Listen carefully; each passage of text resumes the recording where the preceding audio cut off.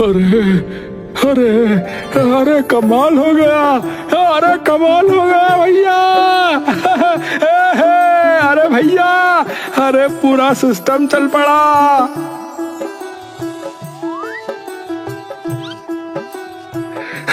अरे भाइयों, अरे थारे पैर पड़ू मैं। अरे भाइयों, तू तो भगवान है भाइयों। सभी लोग उठ के जोर जोर से ताली बजाने लगते हैं। तालियों की आवाज बढ़ने लगती है। अरे उठ जा, अरे उठ जा निर्मोय। अरे पापा क्या हो गया? हैं? अरे क्या हो गया? अरे दिन चढ़ गया। अरे सांझ तक सोता ही रहेगा क्या? हैं? चल उठ। शंकर आंख मसलते हुए बेड से उठता है।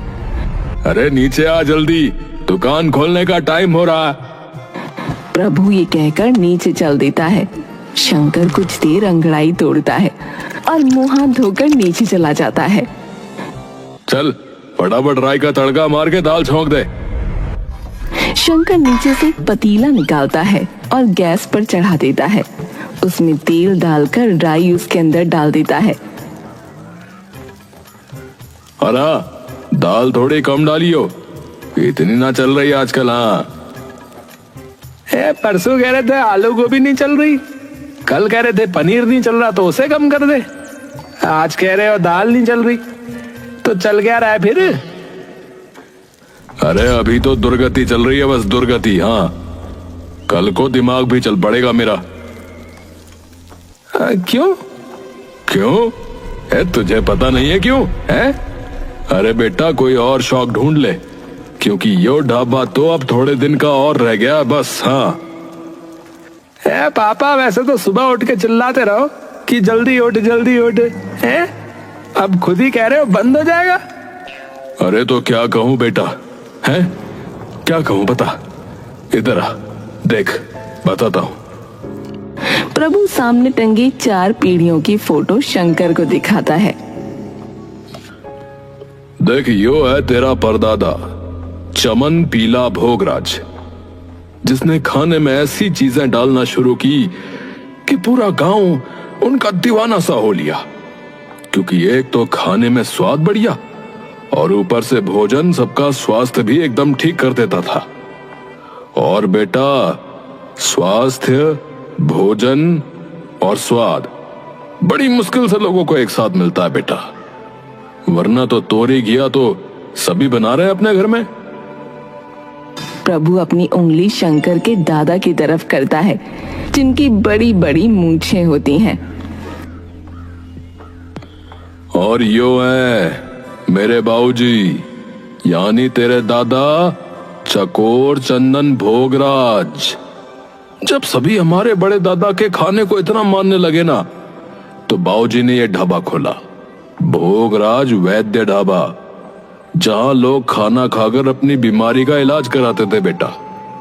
बाबूजी ने तो ऐसा कमाल कर दिया कि उनका दाल चूरमा खा के एक अपाहिज इंसान चल पड़ा भाई। नहीं यार पापा, ऐसे थोड़ी होता है, ऐसे कैसे हो सकता है? अरे मान नहीं रहा है? अरे तुझे पता है हमारे घर में कभी किसी औरत ने खाना नहीं बनाया, पता है तुझे? सिर्फ हमने बनाया है। तेरी माँ ने तो रसोई में झांक के भी नहीं देखा, बता रहा हूं। तभी अंदर से उसकी पत्नी निकल कर आती है। बर्तन धोने और रसोई साफ करने तुम्हारी स्वर्गीय माँ नहीं आती थी, और ये कहकर वापस अंदर चली जाती है। ये क्या अलार्म सा बज पड़ा क्या एकदम से? क्या हुआ ये? अरे हाँ, तो मैं ये कह रहा था बेटा कि उस चमत्कार के बाद तो ढाबे पे लाइन लग गई। हाँ, लेकिन फिर आया मैं, प्रभु भोगराज, और बाबूजी भी चल बसे उस वक्त। और उसके बाद तो बचा ही कुछ ना। जब से मैंने बागडोर संभाली, तब से बेड़ा ही घर खोता गया ढाबे का। अरे पापा, वही तो मेरा सवाल है हमेशा से कि ऐसा हुआ क्यों? वो क्या डालते थे ऐसा भाई खाने में, और आपको क्यों नहीं पता उस चीज के बारे में? बोलो। अरे बताया ही नहीं कभी, बस इतना पता है कि कोई खास सामग्री थी जो किसी जगह से लाते थे जाके। अब मैं वो चीज नहीं ला पाया, और धंधा धीरे धीरे ठप हो गया। तो फिर इसे बंद करके क्या करोगे? अरे वो छोड़, तू जाके दाल छौंक दे जा। पुश्तैनी दुकान है पापा, ऐसे कैसे बंद कर सकते हो आप? अरे बेटा, पुश्तैनी हो चाहे कल खुली हो, बिना पैसों के कोई दुकान नहीं टिकती। शंकर चुपचाप दाल बनाकर बाहर चला जाता है। यार, यहाँ रहना तो मेरा दिमाग फाड़ देंगे ये। चलो रघु से ही मिलके आते हैं थोड़ी देर। शंकर मैदान में जाकर देखता है तो रघु अपने दोस्तों के साथ बैठा होता है। शंकर। शंकर दूर से हाथ उठाकर उसे सलाम करता है।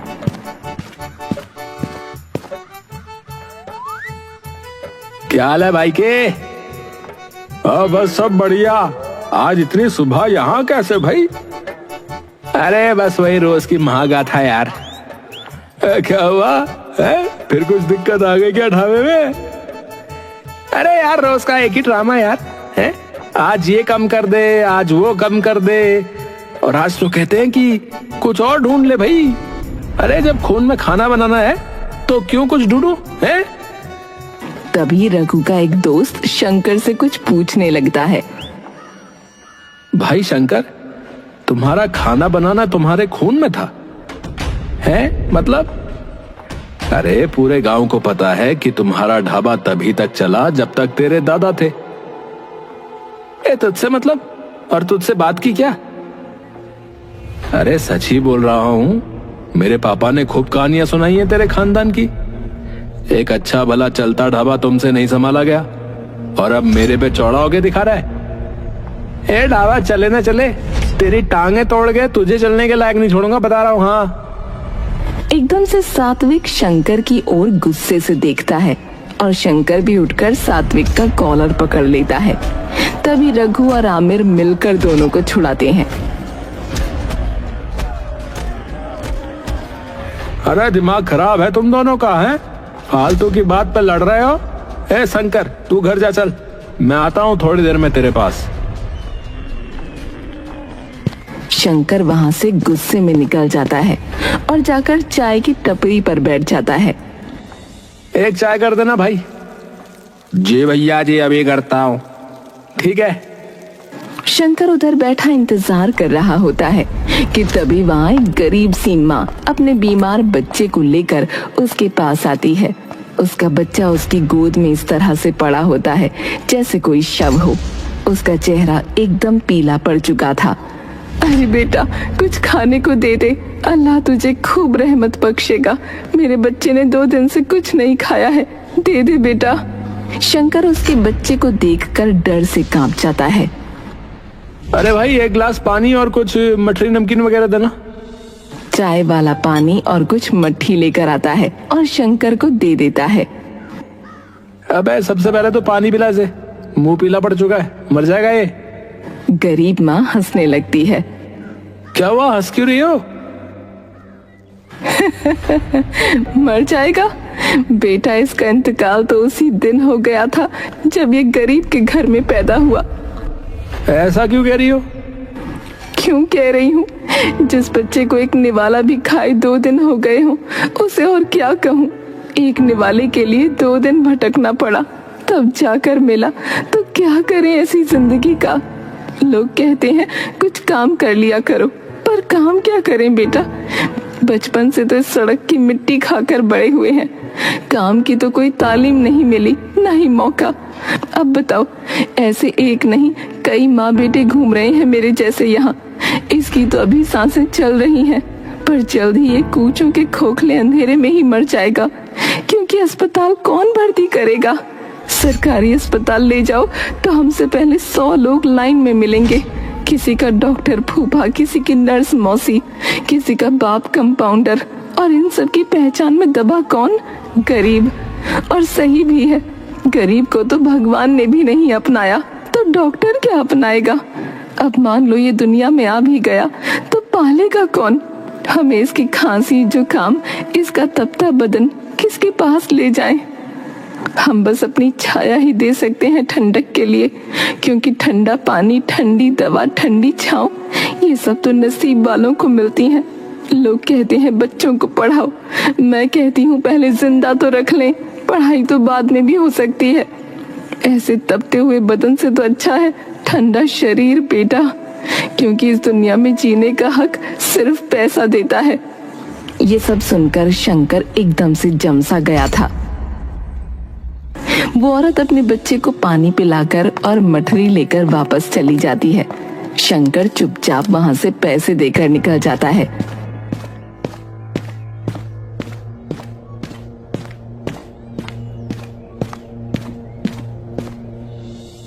तभी जाते जाते गांव का सरपंच उसे देख लेता है। अरे ओ शंकर। नमस्कार मुखिया जी। अरे नमस्कार बेटुआ, नमस्कार। है? अरे क्यों इतना मुंह लटकाए चले जा रहे हो? क्या हो गया, क्या हुआ? कुछ नहीं मुखिया जी, बस ऐसे ही। अरे क्या दुकान वगैरह में कोई दिक्कत विक्कत चल रही है क्या? अब चल तो रही है मुखिया जी, आपको तो पता ही है दादा के जाने के बाद क्या हाल हुआ है। हाँ वो तो है। तुम्हारे दादा और परदादा तो जादूगर थे भैया। अरे गरीब तुम्हारे दादा को पता है क्या कहते थे? क्या कहते थे? अरे मसीहा अपना भाई। क्यों? उन्होंने तो बस ढाबा खोला था। हाँ माना कि उनका खाना लोगों को ठीक कर देता था, पर गरीब उसके पैसे कैसे देते थे? अरे पैसे? अबे कौन से पैसे हैं? अरे तेरे दादा ने कभी अपनी दहलीज से किसी गरीब को उल्टा नहीं मोड़ा। हाँ, मुफ्त में अपना जादुई खाना उन्हें खिलाया।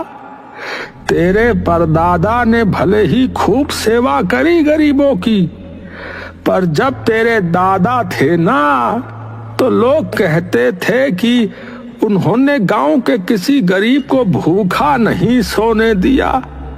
कभी किसी गरीब की तबीयत खराब हुई तो उसे अपना खाना खिलाकर ठीक कर दिया।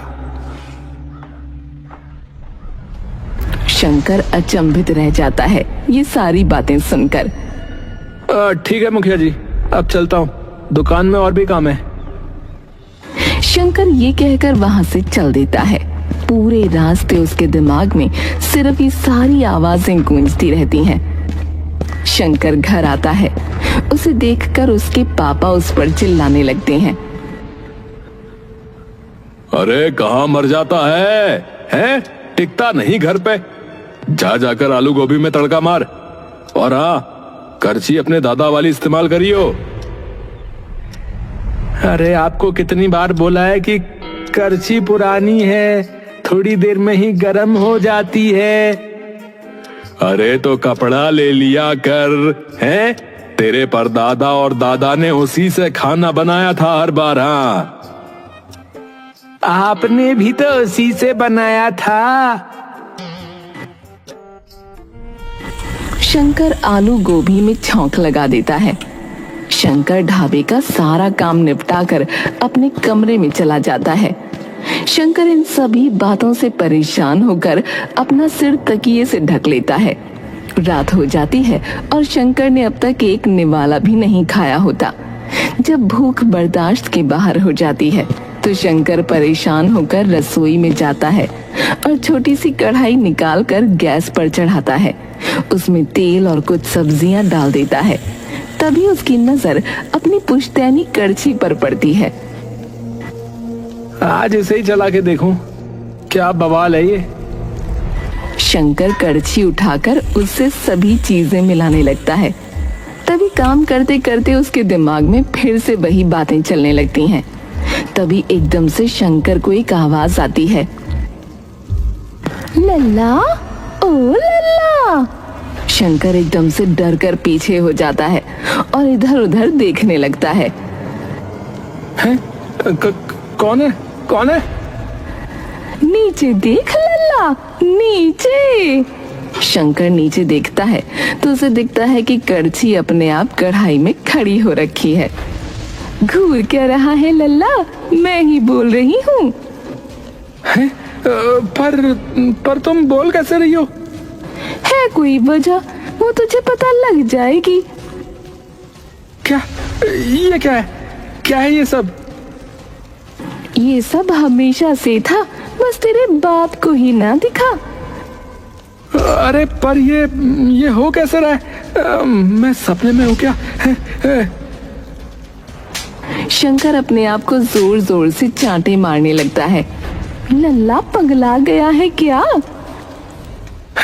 ये कैसे हो पा रहा है? क्योंकि मैं एक ऐसी जगह से आई हूँ जिसके बारे में न किसी ने सुना न किसी ने पढ़ा। ऐसी कौन सी जगह है?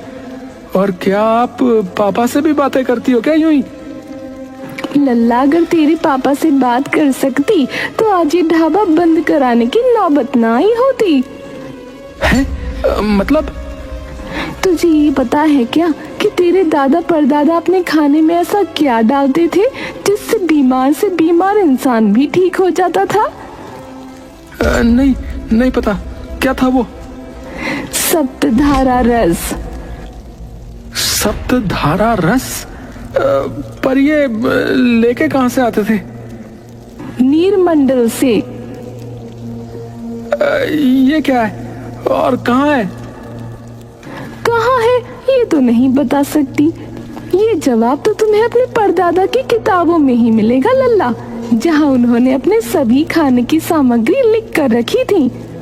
शंकर थोड़ी देर करछी की ओर देखता रहता है और एकदम से करछी को उठाकर अपने दादा के कमरे में भाग जाता है। शंकर अलमारी खोलकर नीचे से एक संदूक निकालता है जिसे कपड़े से ढका हुआ है।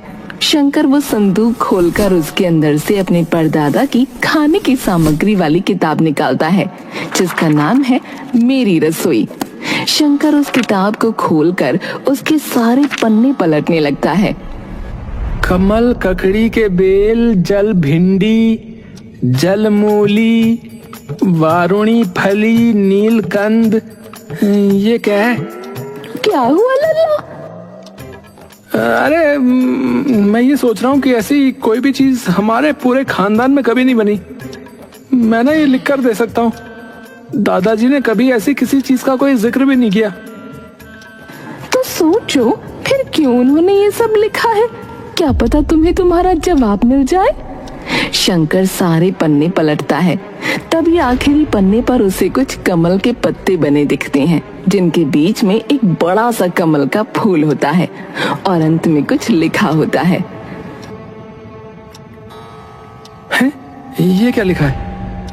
पाताल से थोड़ा ऊपर और पानी के थोड़ा नीचे, जहां जड़ आसमान में होगी और पत्ते पत्तियां जमीन पर, वहीं जीवन मिलेगा तुम्हें अष्टभुजाओं को जीतकर। पता चला? पहेली का तो पता नहीं, पर जगह का पता चल गया। पर मेरा एक और सवाल है आपसे। पूछो। ये सब पापा को क्यों नहीं सुना या दिखा? क्योंकि उन्होंने कभी देखना नहीं चाहा। उन्होंने सिर्फ ये देखा कि ढाबा अच्छा चल रहा है तो खाने का रेट बढ़ा देते हैं, और जिन गरीबों को तुम्हारे दादा यहाँ खाना खिलाते थे उन्हें भी यहाँ आने से मना कर दिया। पर तुम्हारा मन तुम्हारे दादा की तरह ही दया भाव वाला है, इसीलिए तुम्हें ये सब दिखा। सूरज चढ़ते ही शंकर घर से भाग निकलता है और सीधा जाकर गांव के तालाब के पास पहुंचता है, जहां कई सारे कमल के पत्ते पानी में लहरा रहे होते हैं और उनके बीच एक कमल का फूल होता है। शंकर सीधा पानी के अंदर कूद जाता है और उस जगह को ढूंढने लगता है।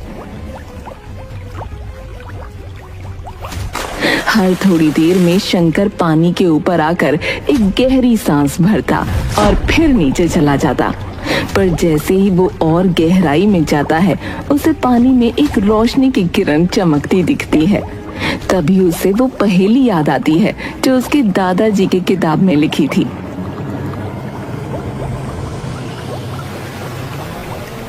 पाताल से थोड़ा ऊपर और पानी के थोड़ा नीचे, जहां जड़ आसमान में होगी और पत्ते पत्तियां जमीन पर, वहीं जीवन मिलेगा तुम्हें अष्टभुजाओं को जीतकर।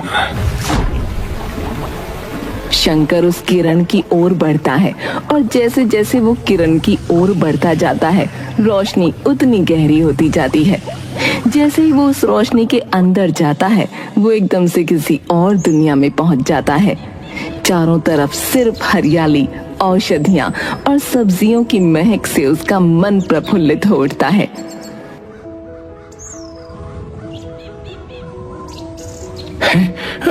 ये क्या जगह है जिसकी हवा में भी खाने की खुशबू है? शंकर आगे जाता है तो उसे एक विशाल पेड़ दिखता है, लेकिन वो पेड़ उल्टा था। उसकी जड़ें आसमान में और फूल पत्ते जमीन पर होते हैं। जहां जड़ आसमान में और पत्ते जमीन पर हों, यही है वो जगह, यही है। शंकर भागता हुआ जाता है और उस पेड़ के अंदर घुस जाता है। जैसे ही वो उस पेड़ के अंदर घुसता है, अचानक सारा माहौल बदल जाता है। शंकर एक बड़े से रेस्टोरेंट की रसोई में खड़ा होता है। उसके साइड में एक खिड़की होती है जिसके बाहर कुछ गरीब लोग भूखे प्यासे बैठे होते हैं। शंकर बाहर की ओर देख रहा होता है कि तभी उसके पापा अंदर आते हैं। अरे कहाँ ध्यान है तेरा? है फटाफट आज चला, मोटी कमाई होगी आज। सारे लोग खाने की बाट जो रहे हैं बाहर, जल्दी कर। शंकर एकदम से खाने का पतीला उठाता है और गेट खोलकर बाहर चला जाता है। प्रभु उसे पीछे से आवाज दे रहा होता है।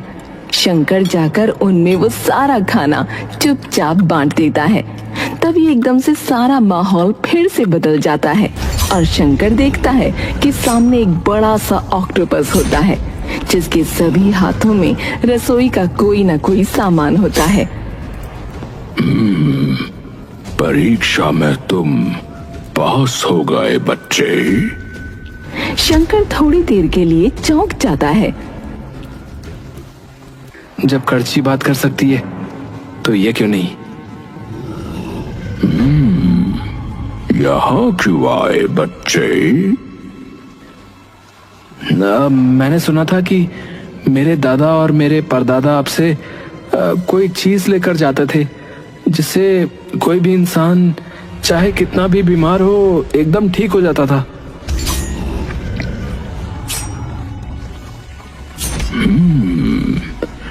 तुम्हारा मतलब सप्तधारा रस से है?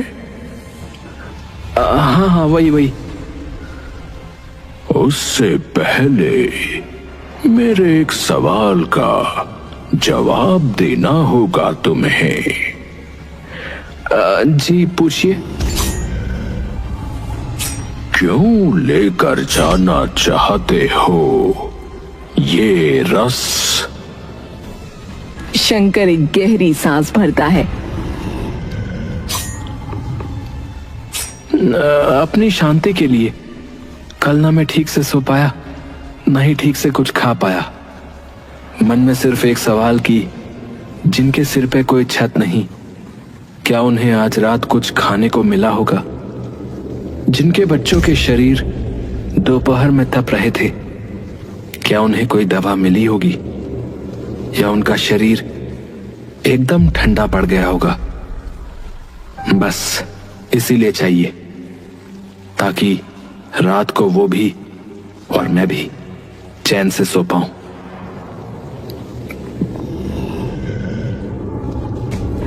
ऑक्टोपस शंकर की ओर देखकर मुस्कुराता है और एक बड़ी सी शीशी निकालकर उसे दे देता है, जिसमें 7 रंगों का एक रस होता है।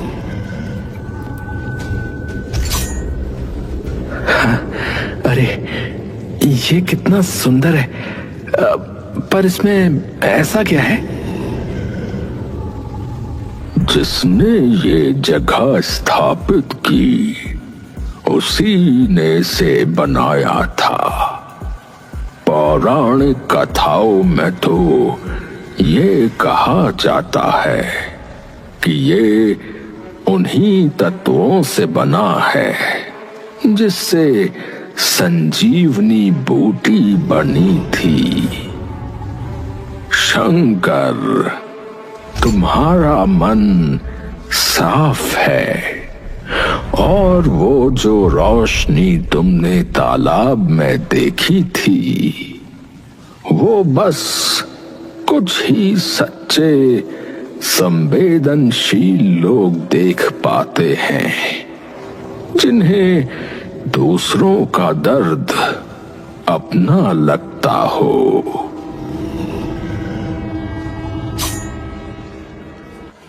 शंकर चुपचाप उनके सामने सर झुकाता है और वापस अपने घर आ जाता है। सामने खड़े उसके पापा उसका इंतजार कर रहे होते हैं। अरे कहाँ डूब आया? अरे आप बड़े बर्तन निकाल के रखो, आज गांव के सभी गरीबों का भोज होगा। भोज होगा? क्यों भाई? क्योंकि मुझे अब शांति से सोना है।